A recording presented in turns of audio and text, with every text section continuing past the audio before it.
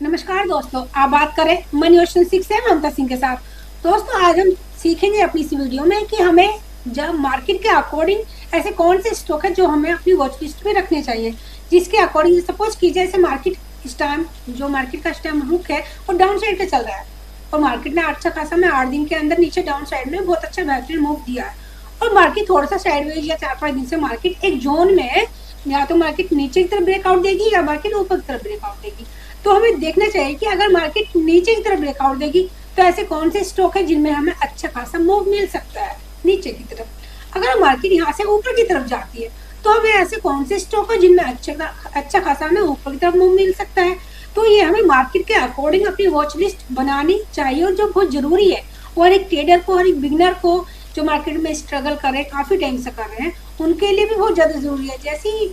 Week की छुट्टी होती है, संडे सैटरडे मार्केट ऑफ रहती है, तो हमें उस टाइम कोशिश करनी चाहिए अगर मंडे को हमें ट्रेड करनी है तो हमारी दो वॉच लिस्ट होनी चाहिए। एक तो डाउन ट्रेंड की वॉच लिस्ट होनी चाहिए, एक वॉच लिस्ट हमारी होनी चाहिए अप ट्रेंड की। यानी कि अगर मार्केट ऊपर की तरफ जाएगी तो हमें कौन से ऐसे स्टॉक है जिनको हमें ध्यान में रखना है, और अगर मार्केट नीचे जाती है तो ऐसे कौन से स्टॉक है जो हमें अपनी वॉच लिस्ट में रखने चाहिए। ठीक है दोस्तों, तो स्टार्ट करते हैं। आज एक ये वाला स्टॉक है, देखना इसको। मार्केट क्या करती है, मार्केट अच्छा खासा इसने यहाँ तक मूव दिया और फिर मार्केट कंटिन्यू कितने महीने से, ये पूरी साल भर से ज्यादा हो गया इसको, और कंटिन्यू मार्केट में अभी भी डाउन ट्रेंड बना हुआ है इस स्टॉक के अंदर। तो हमें ये भी ध्यान रखना चाहिए अगर किसी स्टॉक में हम ऑलरेडी हमने लिया हुआ है कोई स्टॉक, अगर गलती से वो अपोजिट साइड में चला गया है, अगर हमने बाई किया था और मार्केट से वो स्टॉक गिर रहा है, तो हमें जो हमारी पहली प्रायोरिटी बनती है उस स्टॉक में यही बनती है, हमें एग्जिट करके वहां से बाहर आना चाहिए दोस्तों। क्योंकि स्टॉक तो हमें बहुत मिलेंगे, स्टॉक हमें बहुत मिलेंगे, एवरी डे मिलेंगे। उसके लिए हमारे पास हमारा कैपिटल होना बहुत जरूरी है दोस्तों, इस बात का ध्यान रखें। क्योंकि जब भी आप मार्केट के अंदर एंट्री ले, हमेशा विद स्टॉप लॉस एंट्री ले कि मार्केट अगर आपके अपोजिट गई, अगर मार्केट में, जैसा कि मैं पहले हर वीडियो बताती हूँ मार्केट में, कि मार्केट अगर आपके अकॉर्डिंग ऊपर की तरफ जा रही है, अगर आपने बाय किया है तो आप उस वाले स्टॉक में क्या कीजिए, आप अपने जब भी आप एंट्री ले तो ट्रेलिंग स्टॉप लॉस का यूज कीजिए इस वाले स्टॉक में। अगर मार्केट नीचे की तरफ गई है और आपने पुट लगाई है तो तब भी आप कोशिश कीजिए कि उस स्टॉक में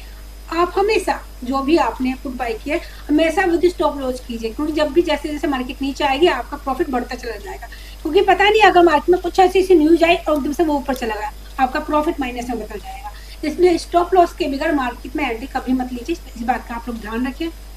ठीक है, देखना एक ही स्टॉक जैसा कि मैंने बताया अच्छा खासा मार्केट डाउन ट्रेंड में चल रही है, अगर मार्केट नीचे गई तो पॉसिबिलिटी उस स्टॉक की ज्यादा रहेगी जिसका मंथ का आरएसआई ऑलरेडी 60 के नीचे और वीक का आरएसआई ऑलरेडी 60 के नीचे,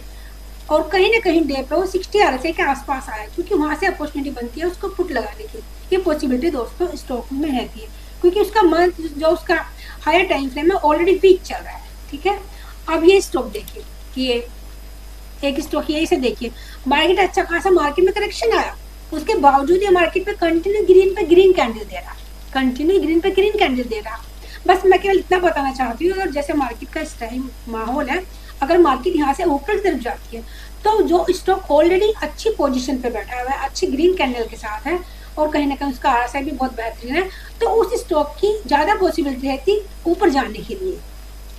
ये इस चीज की आपको जानकारी दोस्तों होनी चाहिए। और एक ये स्टॉक है, ये भी देखिए मार्केट अच्छा खासा नीचे की तरफ आई, काफी स्टॉक रेड है, उसके बावजूद ये स्टॉक कंटिन्यू ऊपर की तरफ जा रहा है। केवल मैं यही समझाना चाहती हूँ कि आप मार्केट के अकॉर्डिंग भी मार्केट को अगर समझते हैं, मार्केट को समझना, आपने मार्केट को समझा कि मार्केट का रुख किस तरफ है, मार्केट में ज्यादा वोटिलिटी है या नहीं है, मार्केट अप ट्रेंड में है, मार्केट डाउन ट्रेंड में है, मार्केट साइडवेज है, मार्केट का पैटर्न कौन सा चल रहा है, मार्केट में मार्केट की कौन सी पोजीशन, अगर मार्केट में हमने अपनी पोजीशन बनाई है तो हम हमारी पोजीशन एकदम राइट है या रॉन्ग है, इस चीज की हमें समझ होनी बहुत ज्यादा जरूरी होती है मार्केट के अंदर। अगर हम कंटिन्यू मार्केट में बने हुए हैं और फिर भी हम मार्केट को समझने की कोशिश नहीं कर रहे हैं, ये बहुत गलत बात है, ऐसा नहीं करना चाहिए मार्केट के अंदर। क्योंकि मार्केट में हम, आप देखिए जब हम क्रिकेट खेलते हैं तो क्या करते हैं, विकेट तभी बने, रन तभी बनेगी जब हमारी विकेट हमारे पास होगी, रन तभी बनेगी जब हमारी विकेट हमारे पास होगी। वैसे ही शेयर मार्केट के अंदर है, अगर आपके पास आपका कैपिटल है तो तभी आप मार्केट में कंटिन्यू बने रह सकते हैं दोस्तों। इस बात का इसलिए ध्यान रखिए, अगर आपके अकॉर्डिंग मार्केट बिल्कुल चल रही है ऊपर, तो कोशिश कीजिए, अगर आपने वो इंटरडे ट्रेड लिया, अगर आप उस स्टॉक को समझते हैं तो उस स्टॉक को धीरे धीरे आप कोशिश कीजिए उसको स्विंग ट्रेड में बदलने की कोशिश कीजिए। अगर आपने स्विंग ट्रेड लिया है तो कोशिश कीजिए उसमें पेशेंस के साथ आप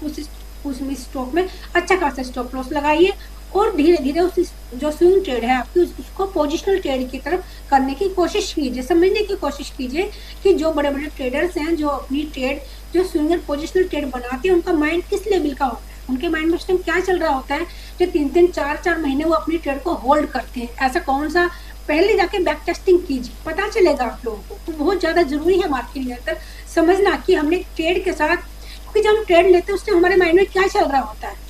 सपोज कीजिए हमने किसी भी स्टॉक में अगर हमने एंट्री ली है, किसी सपोज कीजिए अगर हमने नीचे से देखना, इसमें क्या हुआ दिसंबर के मंथ में इसमें अच्छा खासा नीचे से पुश के साथ नीचे से एक शैडो बनी और अच्छा खासा में ग्रीन हैमर बना। इसके अकॉर्डिंग तो इसको तो ये वाला स्टॉक ऊपर जाना चाहिए था, दिसंबर की कैंडल के अकॉर्डिंग स्टॉक ऊपर जाना चाहिए था, लेकिन क्या उसके बावजूद ये नीचे आ रहा। तो कहीं ना कहीं कुछ ना कुछ तो है ना इस स्टॉक में कमी।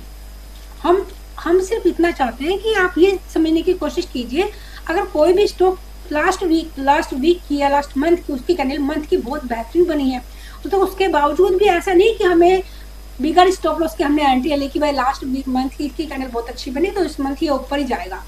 ऐसा नहीं सोचना है। क्योंकि हमें नहीं पता किस कारण से वो नीचे आ रहे हैं, बट हमें कुछ चार्ट पैटर्न दिख रहे हैं जिसके अकॉर्डिंग उसने 60 RSI को ब्रेक किया है। इस चीज की हम लोग को समझ होनी बहुत ज्यादा जरूरी है दोस्तों, इस चीज पे ध्यान दीजिए आप लोग। अब ये स्टॉक देखिए, एक ये स्टॉक देखिए, ये भी जैसे मैंने आपको बताया क्लियरली अच्छा खासा पैटर्न दिसंबर में बना, उसके बावजूद इसने जनवरी की पैटर्न को, जनवरी की जो कैंडल है उसको 60 RSI के नीचे की तरफ ब्रेक किया इसने। कुछ ना कुछ तो कमी है ना, तो ऐसे स्टॉक क्या करना, अपनी वॉच लिस्ट में अप ट्रेंड में नहीं रखना है, उसको अपनी वॉच लिस्ट में अप ट्रेंड में नहीं रखना है। अप ट्रेंड की लिस्ट अलग बनाइए और डाउन ट्रेंड की लिस्ट अलग बनाइए, ताकि आप कंफ्यूज ना हो और फिर जब भी आप वॉच लिस्ट चेक करें अपने सिस्टम पे जाके तो आपको पता चले कि जो मेरे टेक्निकल एनालिसिस हमने किया था इसके अनुसार ये स्टॉक ने कैसा मूव किया,